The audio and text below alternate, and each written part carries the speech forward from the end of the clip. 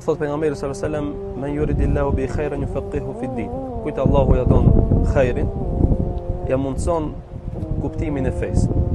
Derisa besimtari është në këtë rrugë, po i bën që Allahu subhanahu wa taala e don.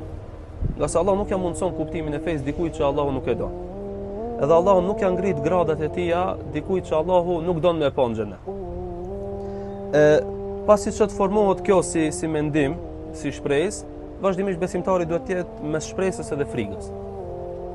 Nëse ne këtë e quajmë shpresë, te ana e frikës e kisha përmend një fjalë që i atribuohet Imam Shafiut rahimullah, ku thot Imam Shafiu rahimullah, el ilmu arba'atu arba'. Thot dituria është 4 çereka, me thon. 4 çereka. Thot ar-rubul awwal idha dakhala al-insanu fihi yadhun annahu 'allama kull al-ilm. Thot kur hyn njeriu te kjo çereku i parë, mendon njeriu se e ka kuptuar krejt fen, ose me një fjalë tjetër është më i ditur i përket njerëzve.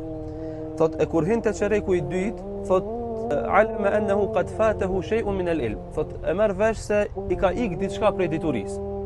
Thot kur hyn fazën apo në çerekun e tretë, e merr vesh se ajo e cila i ka ik është shumë më e madhe se sa kjo që e ka mujt me e perceptua dhe me përvetësu. Thot edhe kur arrin çerekun e katërt, e merr vesh se huwa ajhalun nas. Është njeriu më ignorant prej krejt njerëzve.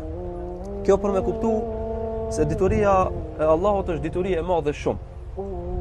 Fjalët e Kuranit dhe fjalët e pejgamberit sallallahu alajhi wasallam janë fjalë të thella, të cilat vazhdimisht kërkojnë meditim mbi ta.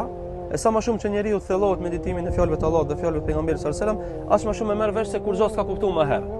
Nëse besimtari ecë mbi këto dy parime, mes shpresës edhe frikës, besoj se del një kombinim i mirë, i cili kombinim do shoqëron besimtarin vazhdimisht në jetën e tij, e që pastaj Allahu t'ia çelë dyrtë e hajrit.